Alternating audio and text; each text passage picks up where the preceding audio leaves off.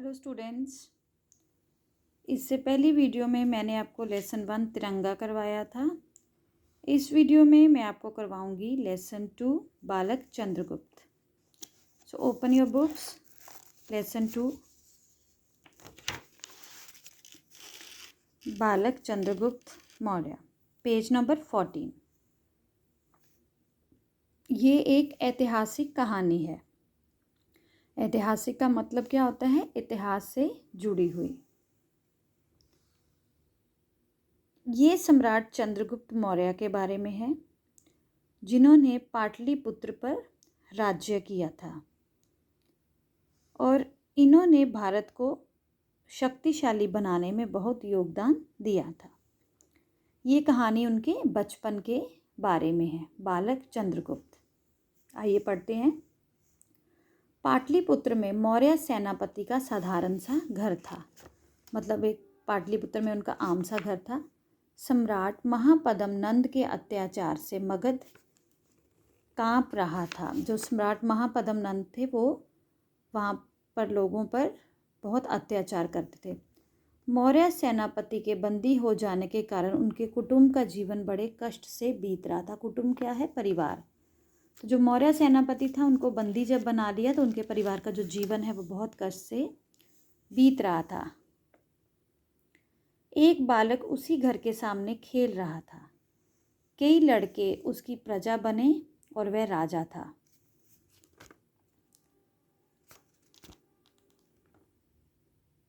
उन लड़कों में से वह किसी को घोड़ा और किसी को हाथी बनाकर चढ़ता।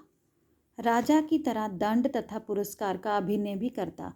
मतलब वो राजा बना हुआ था और राजा ही जैसे किसी को दंड देता है, किसी को पुरस्कार देता है, मतलब इनाम देता है, वो पूरा वैसे अभिनय कर रहा था। उसी ओर से एक ब्राह्मण जा रहे थे। उनका नाम था चाणक्य। वे बड़े बुद्धिमान थे। उन्होंने बालक की राजक्रीड़ा बड़े ध्यान से देखी। मतलब जैसे वो राजा बनने का अभिनय कर रहा था, उन्होंने बड़े ध्यान से उसको देखा। उनके मन में कौतूहल भी हुआ और कुछ विनोद भी उन्हें सूझा।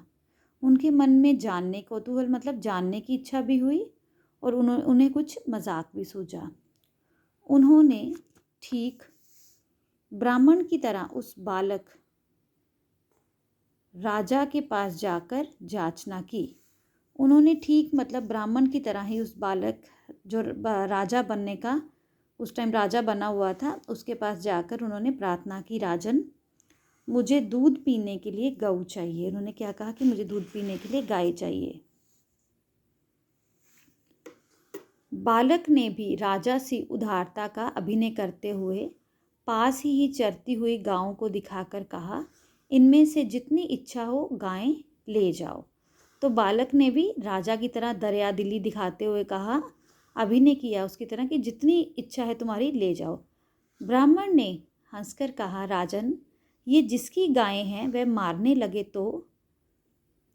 बालक ने सगर्व छाती फुलाकर कहा, गर्व मतलब शान से, किसका साहस है जो मेरे आदेश को ना माने? मैं राजा हूँ, मेरी आज्ञा अवश्य मानी जाएगी। ब्राह्मण ने आश्चर्य से पूछा, राजन आपका शुभ नाम क्या है? तब तक उसकी माँ वहाँ आ गई। वह ब्राह्मण से हाथ जोड़कर बोली, महाराज ये बड़ा शरारती बालक है, इसके किसी अपराध पर ध्यान ना दीजिएगा। ब्राह्मण ने कहा, कोई चिंता नहीं, ये बालक होनहार बालक है। इसकी मानसिक उन्नति के लिए तुम इसे किसी प्रकार राजकुल में भेजा करो। उसकी माँ रोने लगी और बोली, हम लोगों को राजा ने दंडित किया है, मतलब हम लोगों को राजा ने दंड दिया है। मेरे पति राजा की आज्ञा से बंदी बना लिए गए हैं। ब्राह्मण ने कहा, बालक का कुछ अनिष्ट ना होगा, मतलब अनिष्ट मतलब अनर्थ ना होगा, तुम इसे अवश्य राजकुल में ले जाओ। इतना कहकर बालक को आशीर्वाद देकर ब्राह्मण चले गए। उसकी माँ बहुत डरते डरते एक दिन अपने चंचल और साहसी लड़के को लेकर राजसभा में पहुंची, मतलब वो वहाँ चली गई। नंद एक क्रूर और दूसरों को सताने वाला राजा था। वो कैसा था? एक क्रूर और जो दूसरों को तंग करने वाला था। उसकी राजसभा बड़े बड़े चापलूस मूर्खों से भरी रहती थी और उसकी राजसभा में भी बहुत बड़े बड़े चापलूस और मूर्ख लोग थे।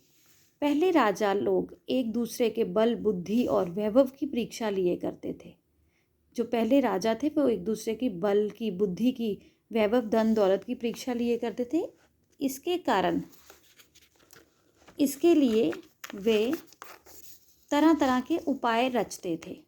जब बालक माँ के साथ राजसभा पहुँचा, उसी समय किसी राजा के यहाँ से नंद की राज्यसभा में लोहे के पिंजड़े में मोम का सिंह बनाकर भेजा गया था। फिर से सुनिए, जब बालक जो था माँ के साथ राजसभा में पहुँचा, उसी समय किसी राजा के यहाँ से नंद की राजसभा में लोहे के पिंजड़े में मोम का सिंह बनाकर भेजा गया था।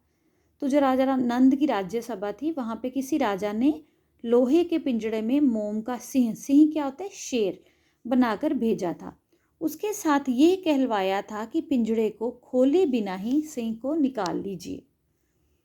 सारी राजसभा इस पर विचार करने लगी, पर उस मूर्ख सभासदों को कोई उपाय नहीं सूझा।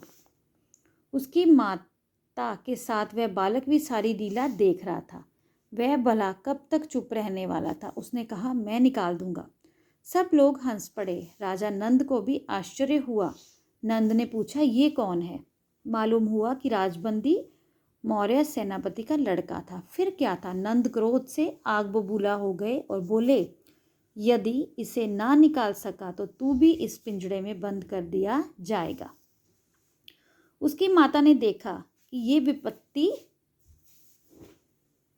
कहाँ से आ गई, परंतु बालक निर्भीकता से आगे बढ़ा और पिंजड़े के पास जाकर उसको भली भांति देखा। फिर लोहे की शलाकाओं को गर्म करके उस सिंह को पिघलाकर पिंजड़े को खाली कर दिया।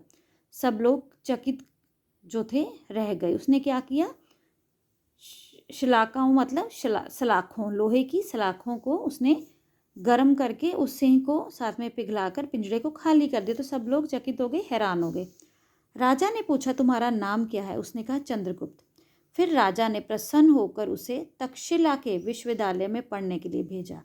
आगे चलकर यही बालक उसी ब्राह्मण चाणक्य की सहायता से चक्रवर्ती सम्राट चंद्रगुप्त मौर्य बना और ईसा से 321 वर्ष पहले वह मगध में पाटलिपुत्र के राज सिंहासन पर बैठा। अपने बाहुबल से उसने सिकंदर के यूनानी साम्राज्य के आतंक से भारत को भी क्या मुक्ति दिलाई थी। तो प्यारे बच्चों, ये थी बालक चंद्रगुप्त मौर्य की कहानी बचपन की। तो वो क्या था, वो बहुत ही एक सूझबूझ वाला बालक था। निर्भीकता और सूझबूझ से उसने जो बहुत कठिन काम था उसको भी जो आसानी से कर दिया। तो इससे संदेश हम क्या सीखते हैं कि निर्भीकता और सूझबूझ से कठिन जो काम है, मुश्किल से मुश्किल काम जो है वो भी आसान हो जाता है।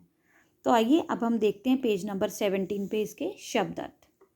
सम्राट, राजा, बंदी, कैद करना, दंड, सज़ा, शलाकाओं, सलाखों, आतंक, भय या फिर डर, कौतूहल, जिज्ञासा या फिर जानने की इच्छा, याचना, मांगना या प्रार्थना करना, गर्व, गर्व के साथ या शान से, कुटुंब, परिवार, निर्भीकता, निडरता, चकित, हैरान, राजक्रीड़ा, राजा का अभिनय या खेल, राजा का अभिनय खेल, वैभव, धन दौलत या शानो शौकत, मुक्ति दिलाना, छुड़ाना या आज़ाद करना, अत्याचार, जुल्म, विपत्ति, मुसीबत, पुरस्कार, इनाम, विनोद, मजाक, अनिष्ट, अनर्थ, सिंह, शेर।